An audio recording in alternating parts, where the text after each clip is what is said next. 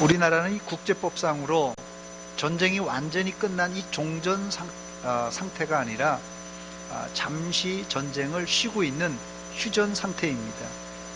평화는 일방적으로 한쪽에서 평화라고 선언한다고 찾아오지 않고 항상 이 쌍방 관계 속에서 상호 불가침 조약을 맺을 때 찾아옵니다.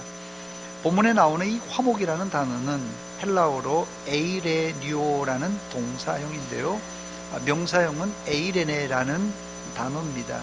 이 에이레뉴오와 에이레네의 이 단어의 어근이 이 에이로라는 단어인데요, 이 에이로라는 단어는 영어로는 to join 혹은 tie together라는 뜻으로 두 개의 객체가 결합하여서 하나가 된다라는 뜻입니다. 저는 여기서 신앙생활의 기본 원리를 발견하게 되는데, 신앙생활이란 무엇인가? 첫째는 죄와 허물로 하나님과 멀어진 우리가 하나님과 이 조인하는 것입니다. 이게 하나님과 우리가 결합하여 하나가 되는 이 하나님과의 화목이 신앙생활의 1번입니다. 두 번째는 인간관계가 깨어져 서로 멀어진 사이가 화목되는 것이 신앙생활의 2번입니다. 세 번째는 인간이 깨어지고 뒤틀린 이 자연과 화목하는 것, 이것이 우리 신앙생활이라 말씀드릴 수 있습니다. 그러므로 이 화목의 전제는 무엇입니까? 깨어짐에 있습니다. 화목의 전제는 깨어졌다는 것이 전제예요. 즉 화목은 깨어진 관계를 이어주는 이 다리와 같습니다. 불행히도 인간은 하나님과 깨어진 관계를 이을 능력이 없다는 것이에요. 그래서 예수님은 하나님과 인간 사이에 깨어진 관계를 잇기 위해서 이 땅에 오셔서 십자가의 죽으심으로 하나님과 우리 사이를 어떻게 하셨다고요? 연결시켜 주셨습니다. 그런데 오늘 바울 사도는 로마 성도들에게 편지하면서 예수님이 하셨던 화목의 사역을 너희는 모든 사람과 화목하라고 명령했습니다. 저는 이 미랄 추수 전도 잔치를 앞두고 태신자를 작정하고 전도도 해야 되겠지만은, 태신자를 작정하고 전도하기에 앞서서 우리 사이에 깨어진 관계를 개선하는 것이 우선되어야 된다고 생각합니다. 하나님과의 깨어진 관계, 이웃과의 깨어진 관계, 자연과의 깨어진 관계가 이제 있는 상태로 전도한들 전도도 안 됩니다. 오늘 그래서 이 세 가지 관계가 회복될 때 우리가 바라는 전도의 문이 아주 자연스럽게 열릴 줄 믿습니다. 첫 번째, 바울 사도는 로마 성도들에게 편지하면서 하나님과의 관계를 회복하라고 권하고 있습니다. 사람이 하나님과 꼬여있는 관계를 풀 수 있는 방법이 무엇입니까? 예수님이 사용하셨던 십자가의 희생입니다. 그래서 바울 사도는 이 로마 성도들에게 편지하면서 너희 몸을 하나님이 기뻐하시는 거룩한 산 제물로 드리라, 이렇게 말했습니다. 여러분, 구약 제사법에 제물은 아무 것이나 제단에 올리지 않습니다. 제물이 될 수 있는 짐승은 일반적으로 이 소와 양, 또 염소 중에 고르는데요, 이 소떼, 양떼, 염소떼 가운데 아무거나 고르지 않고 제사를 드리려는 이 동물은 무만 짐승을 하나님께 잡아야 됩니다. 그래서 이 양떼나 소떼나 염소떼 가운데 무만 짐승을 하나님께 잡고 각을 떠서 토막을 내서 제단 위에 올려놓고 불태워 드리는 제사가 일반적인 번제, 화제입니다. 이것이 구약 제사법의 제물을 드리는 방법이에요. 본문 로마서 12장 1절 말씀에 보니까 그러므로 형제들아, 내가 하나님의 모든 자비하심으로 너희를 권하노니 너희 몸을 하나님이 기뻐하시는 거룩한 산 제물로 드리라. 이는 너희가 드릴 영적 예배니라 그랬습니다. 하나님이 기뻐하시는 것은 뭐냐면요, 예배 드리는 것이에요. 오늘 성가대에서도 예배에 대한 찬양을 했는데, 예배 드리는 것을 하나님이 기뻐하시는데 그냥 예배가 아니라 우리 몸을 산 제물로 드리는 영적 예배를 기뻐하십니다. 우리 몸을 산 제물로 드리는 이 제사는 구약 레위기의 제사를 뛰어넘는 하나님이 기뻐하시는 최고의 예배입니다. 구약의 제사는 사람의 죄를 위해서 이 짐승을 대신 바쳤어요. 내가 죄를 졌으면 짐승이 대신 이 죄를 받아서 죽는 거예요. 그걸 소위 얘기하는, 우리가 일반적으로 예수 안 믿는 사람도 얘기하는 희생양이에요. 내가 잘못했는데 양이 희생당하는 게 희생양입니다. 그런데 신약의 제사는 예수님이 우리의 죄를 위해서 이미 어디에서요? 십자가 위에서 죽으셨기 때문에 더 이상 피의 제사는 드릴 필요가 없습니다. 그렇다면 여러분들이 생각할 때 구약의 제사가 쉽겠습니까? 아니면 신약의 산제물로 드리는 예배가 더 쉽겠습니까? 구약의 제사는 양과 소를 잡아드리기 때문에 절차가 복잡하고 힘든 것 같지만은 신약의 산제물로 드리는 예배보다 쉽습니다. 그 이유가 있어요. 신약의 예배는 피의 제사는 필요 없지만은 우리 전부를, 내 몸을, 내 모든 인격을 다 전부를 산채로 드려야 하기 때문에 그렇습니다. 그러므로 신약의 제사는 구약의 제사보다 훨씬 더 어렵습니다. 이런 산제물 제사의 가장 좋은 예가 성경에 기록되어 있는데, 아브라함이 백세에 낳은 아들 이삭을 모리아산 제단에 하나님께 드린 사건입니다. 아브라함은 백세에 낳은 아들 이삭을 제단에 올려놓고 칼을 빼서 제물로 하나님께 드리려고 했습니다. 그때 이삭이 어떻게 했습니까? 100세가 넘은 아버지를 밀치고 도망갈 수 있었어요. 이 당시에 이삭의 나이가 추정해 보면 약 16, 17, 18세 정도, 그 정도면 뭐 왕성한 청년이에요. 100세에 낳았기 때문에 아브라함의 나이가 좋기 116, 7, 8세 정도 되었을 때입니다. 그러나 이삭은 아버지를 밀치지 않고 그대로 순종함으로 산 제물이 되었습니다. 아들 이삭의 상식으로는 도저히 아버지 아브라함이 나를 제단 위에 올려놓고 죽이려고, 제물로 바치려고 하는 이유를 알 수는 없었어요. 그러나 그대로 순종했던 제사가 바로 최초 산제물 제사였습니다. 바로 이런 제사를 누가요? 하나님이 기뻐하십니다.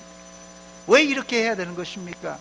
이것이 우리가 하나님과 이 멀어진 관계를 이어줄 수 있는, 화목할 수 있는 유일한 방법이기 때문에 그렇습니다.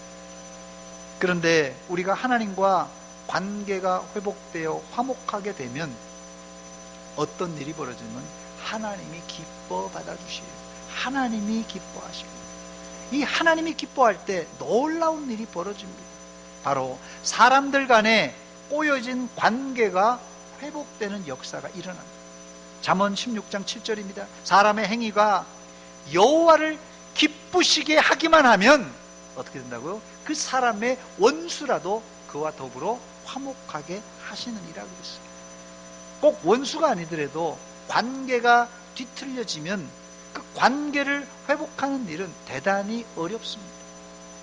그런데 역설적으로 인간 관계가 뒤틀려서 원수가 되었을지라도 그 관계를 풀 수 있는 해결책은 다른 것이 아니라 하나님을 기쁘시게 하는 것입니다. 그때 하나님과의 관계와 인간 관계가 동시에 회복되는 일거이덕의 은혜를 받게 되는 것입니다. 두 번째, 전도의 문이 열리려면 사람과 화목해야 합니다.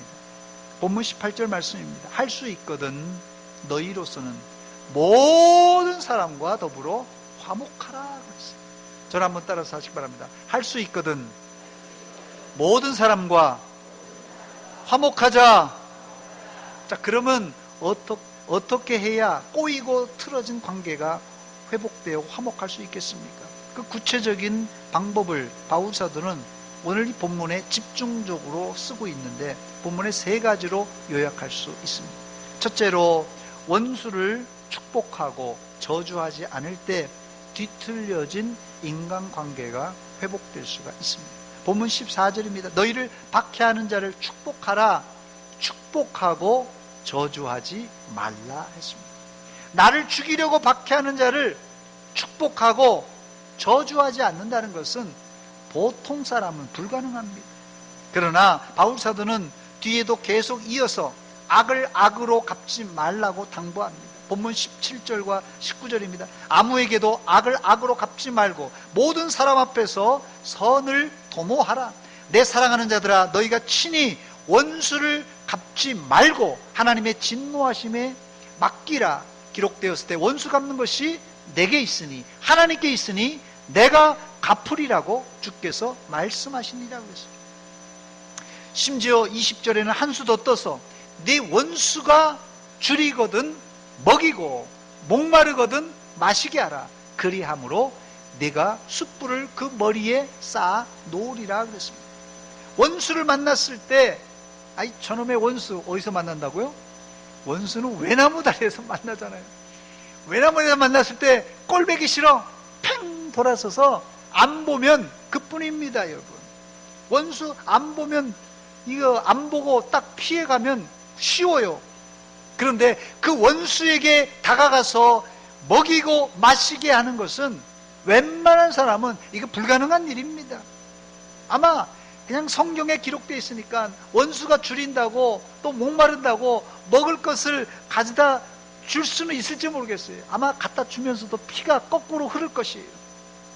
그런데 이것이 바울 사도는 자신의 조언이 아니라 하나님의 명령이라고 밝힙니다. 19절 하반절에 뭐라고 썼습니까? 주께서 말씀하시니라고 그랬어요. 주께서 말씀했다고 그랬어요. 성경에 이런 구절로 가득합니다. 히브리서 10장 30절입니다. 원수 갚는 것이 내게 있으니 내가 갚으리라 그랬어요. 또 가장 확실한 구절은 예수님께서 원수를 사랑하라고 하신 말씀입니다. 마태복음 5장 44절입니다. 나는 너희에게 이르노니 너희 원수를 사랑하며 너희를 박해하는 자를 위하여 기도하라고 그랬어요. 이것이 뒤틀린 관계를 회복하는 복음 중에 복음입니다. 저는 확신합니다.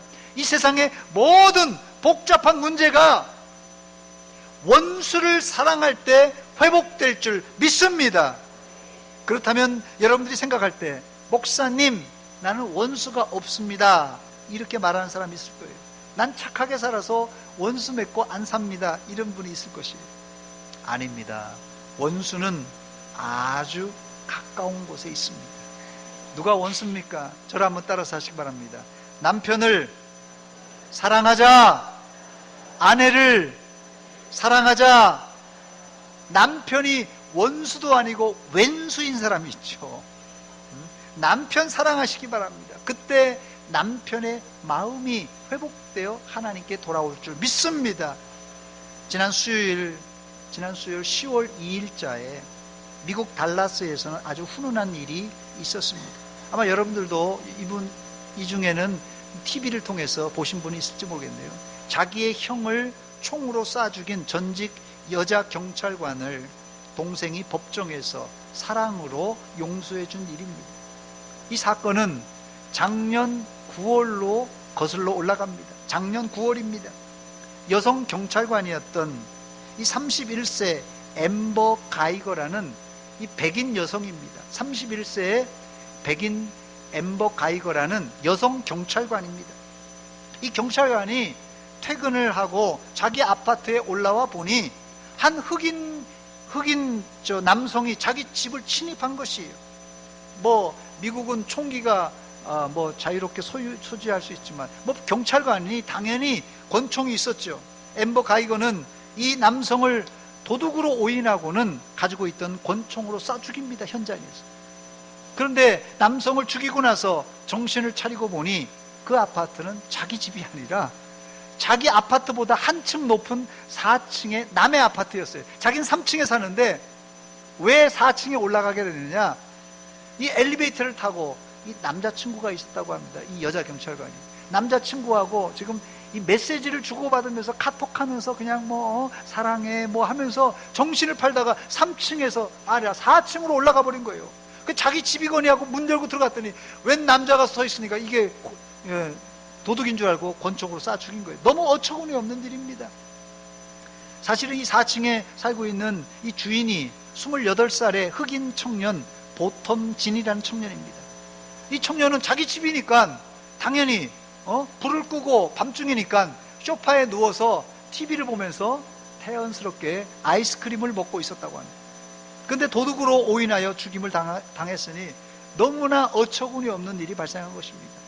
결국 이 여성은 붙잡혀 재판을 받아, 그리고 10월 2일이었는데 10월 1일 날 이 배심원들, 우리나라 재판하고 좀 다릅니다. 미국은 배심원 제도가 있어서 배심원들에 의해서 살인자라는 유죄 판결을 받게 됩니다. 보통 미국에서 살인을 저지르게 되면 우리나라하고는 형이 좀 다른데요. 99년형 무기징역을 받게 됩니다. 뭐 미국은 이 죄 숫자의 양에 따라서 200년, 300년도 이 판사가 때립니다. 이제 아마 경종을 울리기 위해서 그럴 것이에요. 뭐 200년, 300년 동안 뭐 감옥에 있어도 뭐 죽을 거죠. 이 사건에 검찰은 이제 구형을 하게 되는데 뭐 99년형보다 약한 28년형을 구형합니다. 28년형을 구형을 하게 됩니다. 그런데 이 여성은 재판에서 10년형으로 받게 됩니다. 그런데 미국에서 이 10년형이란 모범수가 되면 5년으로 감형될 수 있는 형이라고 합니다. 그래서 가족들과 방청객들은 야유를 보내면서 판사를 비판했어요. 왜냐하면 이게 인종 문제가 걸려 있습니다. 백인 여성이 흑인 남성을 죽였기 때문에, 그것도 뭐 아무 총기를 소지한 그런 청년이 아닌데 죽였기 때문에 이거는 흑인 사회에서는 굉장히 예민한 관계였어요. 이때 재판석에 참석했던 죽은 자의 동생이었던 이 브렌트 진이라는 청년이 증인석에서 이런 말을 합니다. 제가 발언을 하는 장면을 동영상으로 준비했습니다. 한번 자료 화면을 한번 보여주시기 바랍니다. 예, 저 청년이 동생입니다. 예, 이게 가능한지 모르겠습니다만은 제가 한번 이 살인자를 한번 안아줄 수 있을까요? 그랬더니 대답이 없어요. 법관이. 한번 플리즈 그렇게 해주세요. 두 번째 예스라고 대답받고 저 살인자를 안아주는 장면입니다.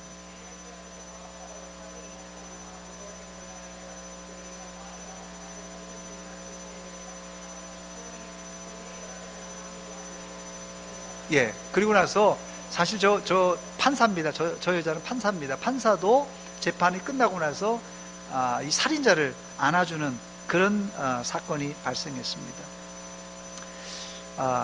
브렌튼 진은 이 법정에서 됐습니다. 이 살인자를 예수님의 사랑으로 용서한다고 했고 예수 믿는 청년이었어요. 내 형을 죽은 형도 예수를 잘 믿는, 그냥 보통 믿는 게 아니라 예수를 잘 믿는 그런 청년이었어요. 그리고 나서 하는 말이, 내 형을 죽인 살인자지만 당신을 예수 그리스도의 이름으로 용서합니다.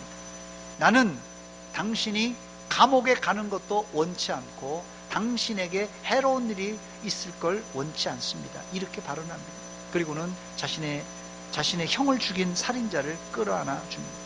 더 놀라운 사실은 이 재판을 담당했던 이 재판장, 여성 재판장이었는데요. 이분도 역시 예수 믿는 사람인데 이 살인자를 재판 후에 끌어안아 주면서 성경 요한복음 3장 16절을 읽어주고 이 여인에게 성경책을 이제 전달하게 됩니다. 한번 자료사진, 세 번째 사진인데요. 한번 보여주시기 바랍니다. 사진이 있습니까? 예.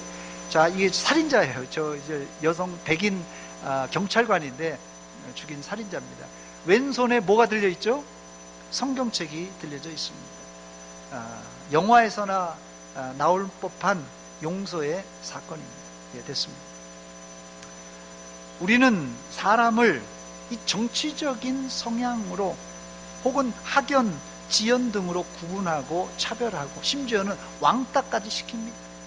그런데 이것은 단순히 사람을 괴롭히는 차원이 아니라 사람을 창조하신 하나님의 계명을 거역하는 아주 큰 범죄 행위입니다. 사람과 사람 사이의 관계가 꼬여 있으면 전도는 말할 것도 없고 기도도 안 돼요, 여러분들. 설령 기도했을지라도 하나님께 그 기도가 상달되겠습니까? 어림없는 일입니다. 뿐만 아니라 이렇게 원수 맺는 일이, 인간관계가 꼬여 있으면 개인 일상도 꼬이게 돼 있어요. 하는 일마다 안 되게 돼 있습니다. 이게 정상이에요. 여러분, 그 이유가 뭔지 아십니까? 이 땅 위에서 메인 문제는 이 세상에 한정된 문제가 아니라 넓은 의미에서는 하늘나라까지도, 하늘에까지도 영향을 미치기 때문에 그렇습니다. 마태복음 16장 19절입니다. 내가 천국 열쇠를 내게 주리니 네가 땅에서 무엇이든지 매면 하늘에서도 매일 것이요, 내가 땅에서 무엇이든지 풀면 하늘에서도 풀리리라 했습니다. 즉 우리의 인생의 문제는 물론이거니와 영적인 문제가 이제 열리려고 하려면 이 땅에 묶인 문제, 이 땅에서 매여 있는 문제가 먼저 풀려져야 합니다. 그래서 예수님은 하나님께 제사 드리는 일보다 꼬인 인간관계를 먼저 풀라고 당부하셨습니다. 마태복음 5장 23절 24절입니다. 그러므로 예물을 제단에 드리려다가 거기서 내 형제에게 원망 들을 만한 일이 있는 것이 생각나거든 예물을 제단 앞에 두고 먼저 가서 형제와 화목하고 그 후에 와서 예물을 드리라 그랬습니다. 하나님은 우리가 신앙의 아름다운 덕목, 말씀을 읽고 기도하고 전도하고 봉사하는 것보다 공동체 안에 있는 우리 형제 자매들과 화목하게 지내는 것을 더 원하십니다. 그럴 때 하나님이 기뻐하시고 자동 그 혜택은 우리가 받게 되는 것입니다. 그래서 주님께서 제자들에게 가르쳐 주신 기도, 소위 말하는 주기도문에 나오는 기도가 뭡니까? 우리가 우리에게 죄 지은 자를 사하여 준 것 같이 우리 죄를 사하여 주시옵고라는 기도입니다. 예수님은 여기에 덧붙여서 마태복음 6장 14, 15절에는 이렇게 말씀하십니다. 너희가 사람의 잘못을 용서하면 너희 하늘 아버지께서도 너희 잘못을 용서하시려니와 너희가 사람의 잘못을 용서하지 아니하면 너희 아버지께서도 너희 잘못을 용서하지 아니하시리라 그랬어요. 전도보다 인간관계 회복이 우선입니다. 인간관계가 꼬인 채 전도만 한다면 하나님이 기뻐하지 않고 전도의 열매도 맺힐 리가 없습니다. 두 번째, 사랑과 화목하기 위한 두 번째 방법은 상대방의 감정을 공감해 주시기 바랍니다. 본문 15절입니다. 즐거워하는 자들과 함께 즐거워하고 우는 자들과 함께 울라.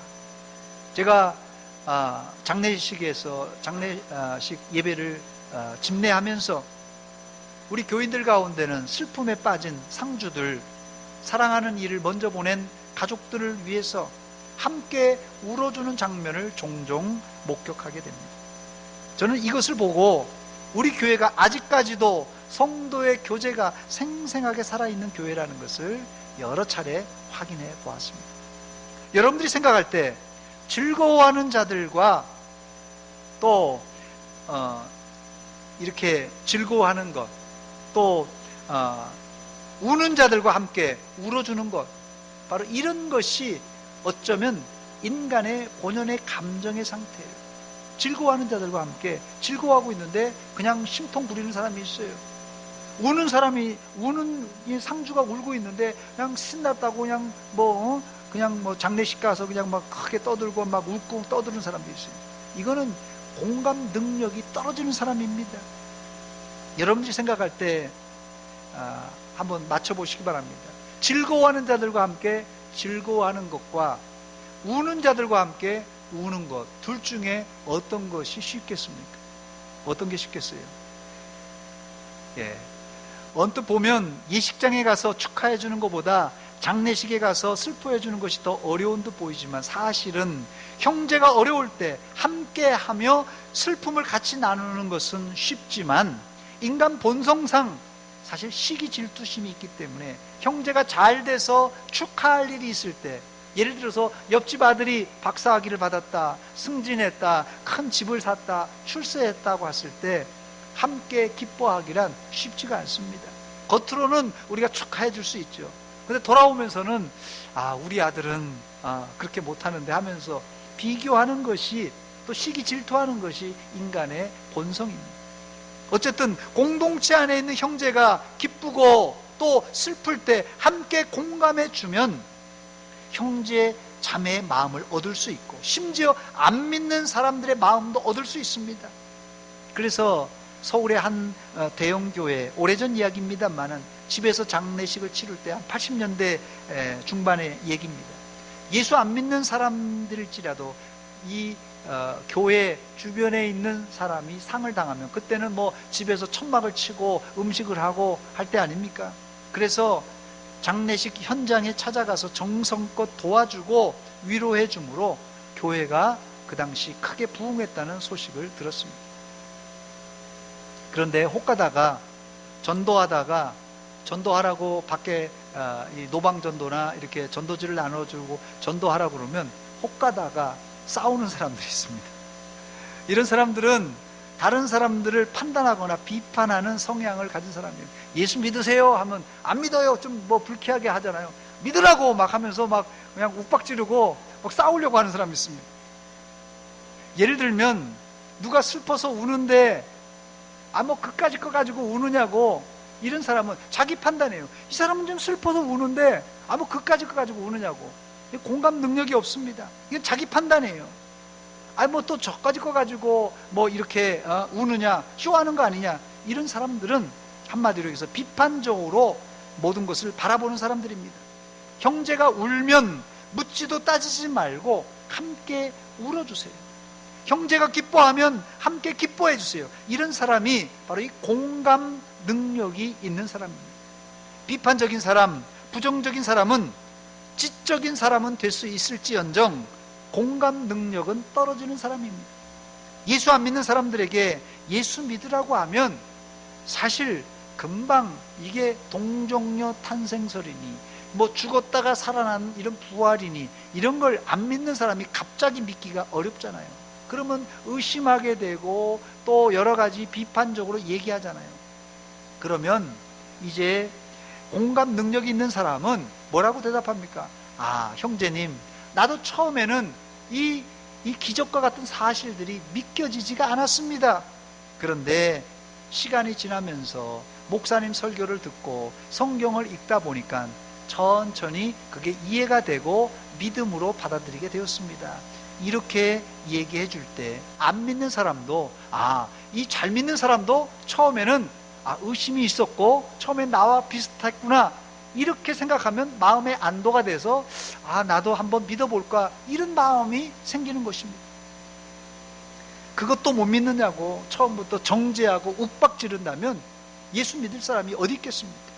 저를 한번 따라서 하시기 바랍니다. 공감은 전도의 지름길입니다. 혹시라도 내가 이제까지 전도를 잘 못했다 하는 분들은 내가 남을 이해하지 못하는 그런 공감 능력이 떨어지지 않았는가, 한번 자기 신을 돌아보면서 이 다른 사람을 좀 이해하고 넓은 마음으로 공감해주는 그런 능력을 키우시기 바랍니다. 세 번째, 이 사람들과 화목하는 방법은 겸손한 태도입니다. 본문 16절을 우리가 한 목소리로 같이 읽겠습니다. 한번 비춰주시기 바랍니다. 시작. 서로 마음을 같이하며 높은 데 마음을 두지 말고 도리어 낮은 데 처하며 스스로 지혜 있는 채 하지 말라 그랬습니다. 교만하게 굴지 말고 잘난 체 좀 하지 말라는 그런 말씀입니다. 하나님도 교만한 자를 물리치고 겸손한 자에게 은혜를 베푸신다고 말씀하셨어요. 사람도 마찬가지입니다. 뭐 잘난 체 하는 사람 있잖아요. 똑똑한 척 하는 사람 있잖아요. 뭐 잘난 체 하고 똑똑한 거 뭐 할만 하겠죠. 그런데 앞에서는 그런 사람들에게 욕하지 않지만 돌아서서는 너 잘났다, 잘 먹고 잘 살아라, 이러고는 다시 안 봅니다. 겸손한 태도는, 내가 겸손한 것도 중요하지만 겸손한 태도는 어떤 역할을 하냐면요, 상대방을 높여주는 그런 행위입니다. 이렇게 될 때 전도는 거의 절반을 한 것입니다. 세 번째, 끝으로 우리는 자연과도 화목해야 합니다. 요즘 지구가 몸살이 날 정도가 아니라 중경에 들어서 신음을 하고 있습니다. 지구 온난화 현상을 비롯해서 이 플라스틱이 남발을 해서 이 바다고 어고 다 오염시켰어요. 바다 오염도 좀 심각하고, 또 과도한 이산화탄소를 배출함으로 인해서 대기 오염은 물론이거니와 또 이게 우리가 먹는 물도 수질 오염이 심각합니다. 심지어는 요즘은 이게 우주 공간도 쓰레기로 몸살을 앓고 있다고 그렇게 얘기합니다.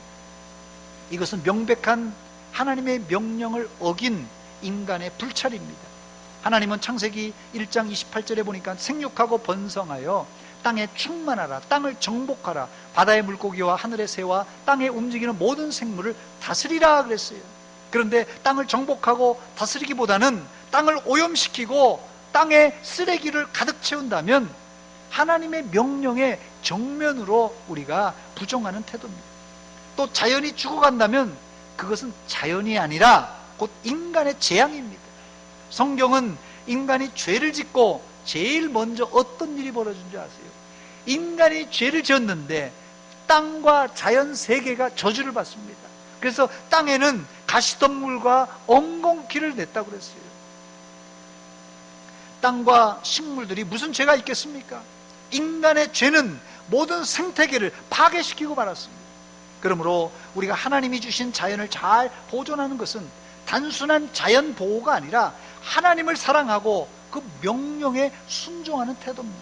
그래서 이사야 선지자는 메시아가 이 땅에 오면 자연도 회복될 것이라고 예언했습니다. 이사야 11장 6절로 8절입니다. 그때 이리가 어린 양과 함께 살며 표범이 어린 염소와 함께 누우며 송아지와 어린 사자와 살찐 짐승이 함께 있어 어린 아이에게 끌리며 염소와 곰이 함께 먹으며 그것들의 새끼가 함께 엎드리며 사자가 소처럼 풀을 먹을 것이며, 또요, 젖먹는 아이가 독사의 구멍에서 장난하며 젖된 어린아이가 독사의 굴에 손을 넣을 것이다. 그래도 상함이 없는 세상이 바로 천국이라는 설명입니다. 이제 말씀을 정리합니다. 아직 태신자를 작정하지 않은 분들도 있지만은 대부분 성도는 태신자를 작정하고 미랄 추수잔치를 앞두고 전도하고 있습니다. 우리가 해야 될 것은 전도지만은 전도에 앞서 우리가 세 가지 관계를 풀어야 됩니다. 즉 하나님과의 깨어진 관계 회복해야 돼요. 사람들과의 깨어진 관계 회복해야 됩니다. 자연과의 뒤틀려진 관계 회복해야 됩니다. 그래야 전도도 할 수 있습니다. 그러나 그 중에 가장 시급한 것은 하나님과 화목하는 것입니다. 하나님과 화목하는 방법은 오늘 로마서 12장에 우리의 몸을 하나님이 기뻐하시는 산 제물로 드릴 때 가능합니다. 예수님께서 성취한 이 십자가의 구속이 바로 그때 이루어진다는 것입니다. 두 번째, 사랑과의 화목을 이루어야 되는데 이 화목은 한마디로 자기 부인이 동반된 희생입니다. 나를 박해하고 나와 원수된 자에게 음식을 나눠주고 축복해주고 사랑하는 행위는 인간 본성을 거스르는 행동입니다. 그러나 우리가 이 일을 해야만 하는데 그 이유는 단 한 가지예요. 바로 우리가 하나님 앞에 과거 그렇게 하나님을 배반한 자였기 때문에 그렇습니다. 또한 믿지 않는 자들과 감정을 공감해주는 공감 능력이 전도의 문을 활짝 열게 합니다. 나와 성격이 다르고 의견이 다를지라도 그들을 판단하거나 정죄하지 말고, 다시 말씀드립니다. 그들을 판단하거나 정죄하지 말고 그들의 감정을 공감해 주시기 바랍니다. 그때 서서히 강팍한 마음의 문이 열릴 줄 믿습니다. 더 나아가 이제 우리가 자연과 화목해야 될 때입니다. 이것은 자연을 살리는 길인 동시에 우리가 살 길입니다. 하나님의 명령입니다. 나와 너가 만나서 우리라는 공동체를 형성하는 것입니다. 나와 너가 만나서 우리가 형성됩니다. 우리의 기본 단위는, 우리라는 기본 단위는 그래서 나와 너예요. 그게 우리입니다. 내가 하나님과 화목하고 비록 원수일지라도 너와 화목하고 자연과 화목될 때, 그때 하나님의 나라가 이 땅에서 이루어지고 전도의 문은 자연스럽게 활짝 열릴 줄 믿습니다. 전도하기 전에 하나님과 화목하시고, 전도하기 전에 사람들과 화목하시기를 주의 이름으로 축원합니다. 같이 기도하겠습니다. 이 시간 기도할 때, 하나님, 이제까지 제 신앙생활을 돌아볼 때 하나님과 이웃과 또 자연과 화목하지 못했습니다. 이 깨어진 관계를 우리 자신을 산제물로 드림으로 회복하게 하여 주시옵소서. 형제의 아픔을 공감함으로 회복하게 하여 주시옵소서. 한 목소리로 같이 기도합니다. 하나님, 우리 아버지, 은혜와 사랑 감사합니다.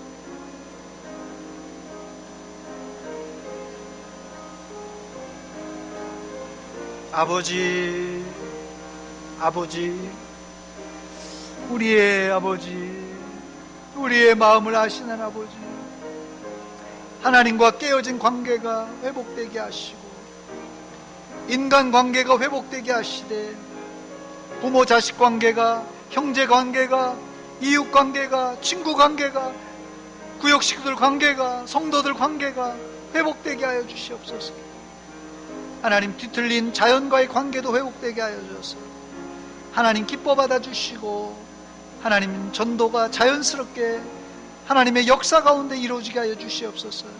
우리를 불쌍히 여겨주시되 하나님 아버지의 시간도 담대함을 허락하여 주시옵소서. 하나님, 우리 아버지, 은혜와 사랑 감사드립니다.